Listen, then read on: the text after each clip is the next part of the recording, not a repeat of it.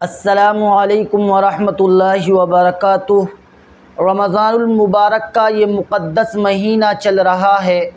رمضان المبارک کی یہ مبارک بہاریں چل رہی ہیں۔ رمضان المبارک کی یہ مقدس ساعتیں اور مقدس لمحے چل رہے ہیں، اور یہ رمضان المبارک کا مقدس مہینہ بڑی تیزی کے ساتھ میں گزر رہا ہے، اور رمضان المبارک کے آخری عشرے کی یہ تاقراتیں چل رہی ہیں، اور آج لیلۃ القدر کی 27ویں شب ہے۔ ہر کوئی یہ چاہتا ہے کہ ہم رمضان المبارک کی ان راتوں میں لیلۃ القدر کو حاصل کر لیں، لیکن بہت سے ہمارے بھائی ایسے ہیں جو یہ سوچتے ہیں کہ ہم لیلۃ القدر میں کون سی عبادت کریں۔ لیلۃ القدر کی کوئی خاص عبادت تو نہیں ہے، آپ کوئی سی بھی عبادت کر سکتے ہیں۔ آپ قرآن کریم کی تلاوت بھی کر سکتے ہیں، نوافل کا اہتمام بھی کر سکتے ہیں، آپ قضائے عمری بھی پڑھ سکتے ہیں، آپ نوافل بھی پڑھ سکتے ہیں، آپ تہجد کی نماز بھی پڑھ سکتے ہیں۔ آپ جس طریقے سے چاہے آپ اللہ تبارک و تعالیٰ کی لیلۃ القدر کی رات میں عبادت کر سکتے ہیں۔ کوئی خاص عبادت لیلۃ القدر کی نہیں ہے، آپ کا دل جو چاہے وہ عبادت کر سکتے ہیں۔ لیکن ہمارے بہت سے بھائی ایسے ہیں کہ وہ چاہتے ہیں اگر ہمیں لیلۃ القدر میں عبادت کرنے کا کوئی آسان طریقہ مل جائے، یعنی ہمیں کوئی چارٹ مل جائے جس سے ہمارے لیے لیلۃ القدر کی رات میں عبادت کرنا آسان ہو جائے، تو آج میں آپ کو 5 کام بتاؤں گا۔ انشاءاللہ اگر آپ وہ 5 کام کر لیں گے تو آپ کے لیے لیلۃ القدر کی عبادت کا ثواب کمانا آسان ہو جائے گا، تو انشاءاللہ آپ لیلۃ القدر کی عبادت کا ثواب حاصل کر لیں گے۔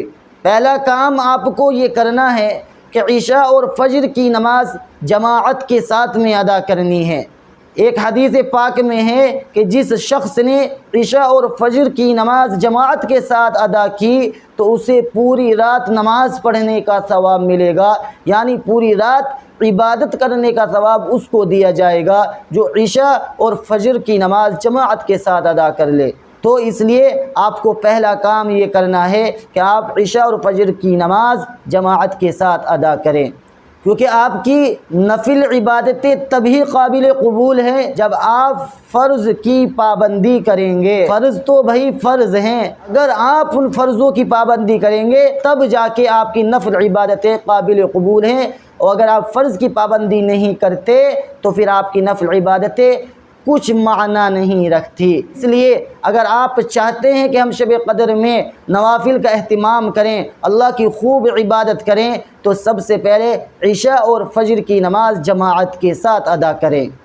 پھر دوسرا کام آپ کو یہ کرنا ہے کہ جب آپ لیلۃ القدر میں عبادت کرنے کے لیے نیند سے بیدار ہوں تو آپ نوافل کا اہتمام کریں، یعنی جیسے آپ 20 رکعت نماز تراویح تو پڑھتے ہی ہیں، پھر آپ سو گئے تھوڑی دیر کے لیے، 1-2 گھنٹے کے لیے آپ سو گئے، تو جب آپ سو کر بیدار ہوتے ہیں عبادت کرنے کے لیے لیلۃ القدر میں تو آپ نوافل کا اہتمام کریں، یعنی کہ 10 رکعت 20 رکعت جتنا آپ سے ہو سکے اتنی نفل نماز پڑھیں، اور اس کے بعد اگر تہجد کا وقت ہو جائے تو آپ تہجد کی نماز پڑھیں۔ اللہ کے نبی صلی اللہ علیہ وسلم اکثر تہجد کی نماز 8 رکعت پڑھا کرتے تھے، اور زیادہ سے زیادہ 12 رکعت پڑھ لیا کرتے تھے، لیکن اکثر 8 رکعت پڑھا کرتے تھے۔ اس لیے آپ بھی تہجد کی نیت سے 8 رکعت نماز پڑھ لیں، یا زیادہ سے زیادہ 12 رکعت پڑھ لیں۔ پھر اس کے بعد یعنی تہجد کی نماز پڑھنے کے بعد پھر آپ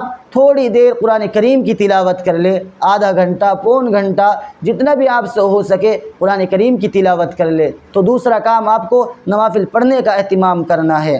تیسرا کام آپ کو یہ کرنا ہے کہ کلمہ طیبہ یا تیسرا کلمہ یا درود شریف ان کا خوب کثرت کے ساتھ میں ورد کرنا ہے۔ جیسے آپ ایک تسبیح کلمہ طیبہ کی پڑھ لیں، ایک تسبیح تیسرے کلمے کی پڑھ لیں، ایک تسبیح درود شریف کی پڑھ لیں، آپ ان تینوں کی ایک تسبیح پڑھ لیں، کیونکہ کلمہ طیبہ کا اللہ کے نبی صلی اللہ علیہ وسلم نے رمضان میں کثرت کے ساتھ اہتمام کرنے کو فرمایا ہے کہ رمضان کے مہینے میں کلمہ طیبہ کی کثرت زیادہ سے زیادہ کریں۔ تو تیسرا کام آپ کو یہ کرنا ہے کہ کلمہ طیبہ کی خوب کثرت کریں۔ اور چوتھا کام آپ کو یہ کرنا ہے کہ استغفار کی تسبیح پڑھیں، استغفار زیادہ سے زیادہ کریں۔ 10-15 منٹ آپ اللہ تبارک و تعالیٰ کے سامنے استغفار پڑھیں۔ آپ یہ بھی پڑھ سکتے ہیں استغفر اللہ استغفر اللہ استغفر اللہ، یا پھر آپ استغفر اللہ ربی من کل ذنب واتوب الیہ، استغفر اللہ ربی من کل ذنب واتوب الیہ۔ زیادہ سے زیادہ استغفار کی کثرت کریں۔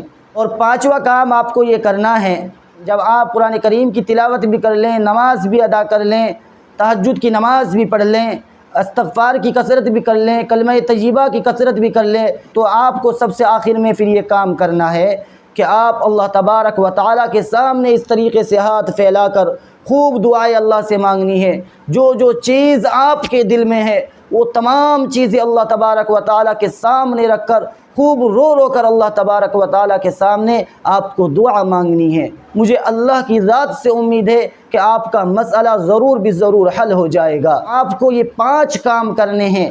پہلا کام ہے عشاء اور فجر کی نماز جماعت کے ساتھ ادا کریں۔ دوسرا کام ہے نوافل کا اہتمام کریں، یعنی قضاء عمری پڑھیں یا تہجد کی نماز پڑھیں اور قرآن کریم کی تلاوت کریں۔ تیسرا کام ہے کلمہ طیبہ، تیسرا کلمہ اور درود شریف کا اہتمام کریں، کثرت کے ساتھ اہتمام کریں۔ اور چوتھا کام یہ ہے استغفار کی تسبیح پڑھیں، زیادہ سے زیادہ استغفار اللہ کے سامنے کریں۔ اور پانچواں کام آپ کو یہ کرنا ہے کہ دعا کثرت کے ساتھ مانگے، خوب اللہ تبارک و تعالیٰ سے اپنی ضرورتوں کو مانگے۔ تو انشاءاللہ مجھے امید ہے اللہ کی ذات سے اگر آپ یہ 5 کام کر لیں گے تو انشاءاللہ آپ لیلۃ القدر کے ثواب کو حاصل کر لیں گے۔